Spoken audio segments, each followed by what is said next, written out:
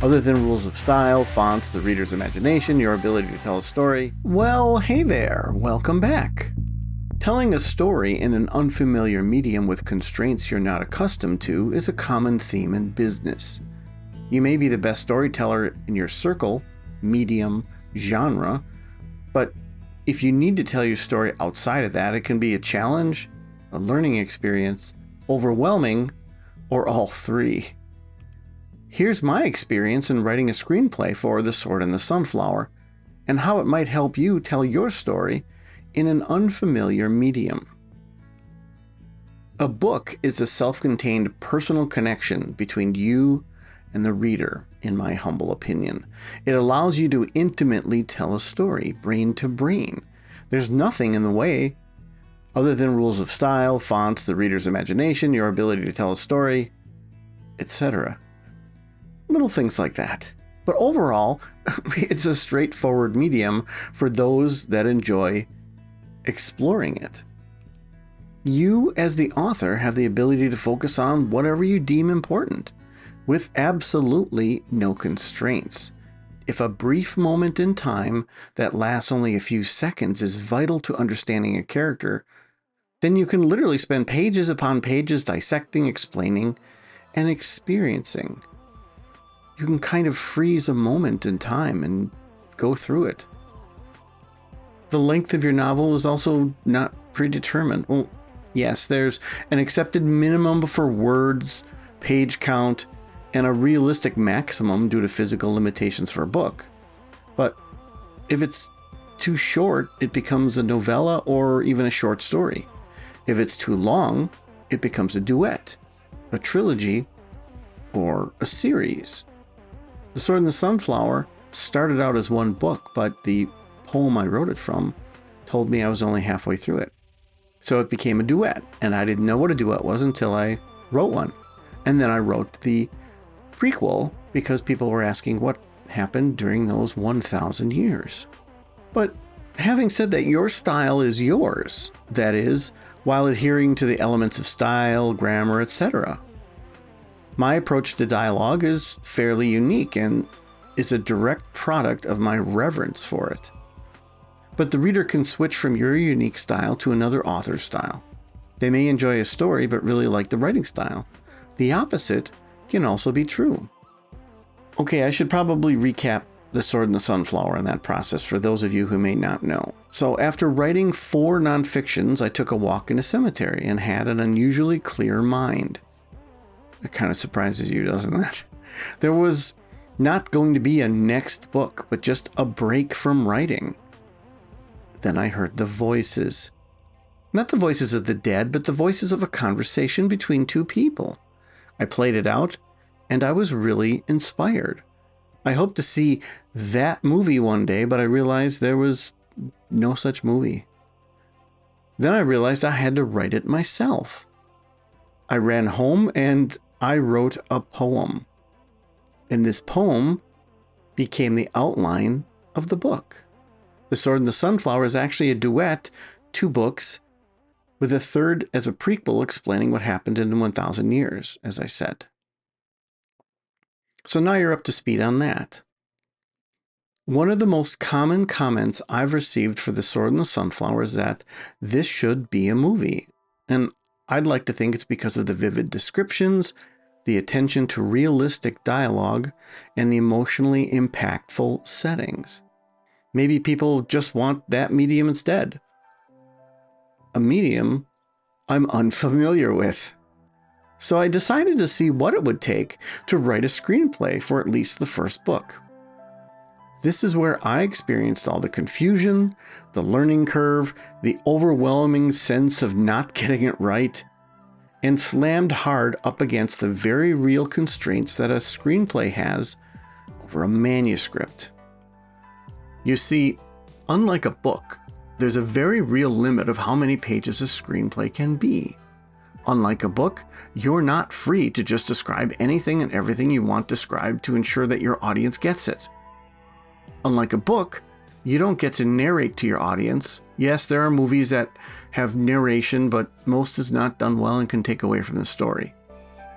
In a book, the description of the characters is controlled by you, but more so by the imagination of the audience.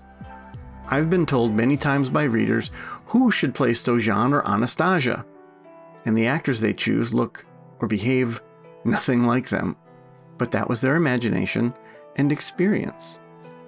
Unlike a book, you are not talking to your audience at all, but instead to someone else.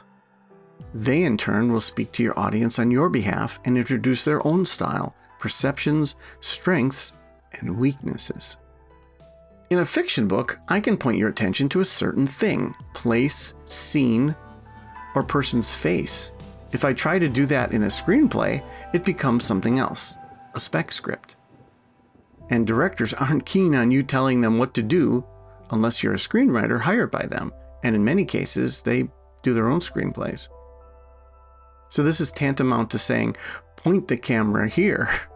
When in a book, you can write something to point their imagination and their focus to the person's face.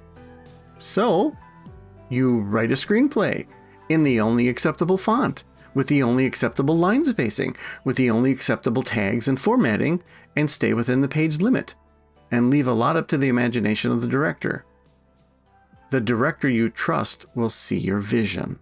If that last line sounds a little familiar, it's because that's what we have to do sometimes with our plans and our vision. We hand it off to someone and trust that it will be handled the way we would handle it. This is one of the biggest pitfalls of both creatives and solopreneurs, being able to let go of something enough to allow others to handle it. It applies to marketing, sales, distribution, and more. Even if you're not a solopreneur, you're probably in a position where you have to craft your message and hand it off to someone else, whether it's another department, whether it's your boss, whether it's a subordinate who's actually doing all the formatting work, it's the printer, it's the people creating the commercial, or what have you. And when you do that, you hope they get it right, or at least you hope they get your vision. And sometimes a vision is hard to explain. I mean, the amount of sweeping pans and focus and positional discussion in the book and the way that I envisioned this person walking and this person being in frame and this background being blurry and this villain popping up out of nowhere in a way that's frightening and so on and so forth. All those things are not exactly easy to convey. And when you've tried to hone your skill of conveying them in a certain medium, namely print, and you have to re-scribe that in a way that you are unfamiliar with and allow someone else to do that, that's difficult. What's even more difficult is the person you're handing it off to may be better at working in that medium than you are. You may think you really know how to spell something out emotionally so that it has the impact that you truly need your reader to have, but you may not know at all how to do that same thing visually using the proper equipment, using the proper rules and etc., but someone else does, and that's the person you've handed it off to. You're probably needing some examples by now. In a book, you can share a person's thoughts. There are a lot of easy ways to do that. I do that in The Sword and the Sunflower, where you know what somebody's thinking, you know what's running through their head. In a movie, you could do that where you hear the person talking, you add some echo effect or something, but you can't do that a lot. And there are some movies that have done that. In a book, you can give a bit of background. If a character is coming up against something that reminds them of something that happened in their childhood, you can delineate and sort of talk about that in a way that just gives you a quick, brief background. In a movie, you could have the person have a flashback or something like that.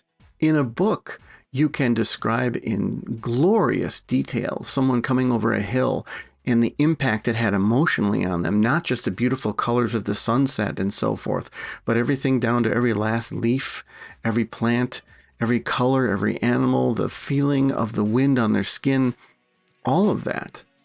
But in the movie, you have to find ways to convey emotion via the only two things you have, sight and sound. So it's the stranger in a strange land when you're writing a screenplay, when you're used to writing novels.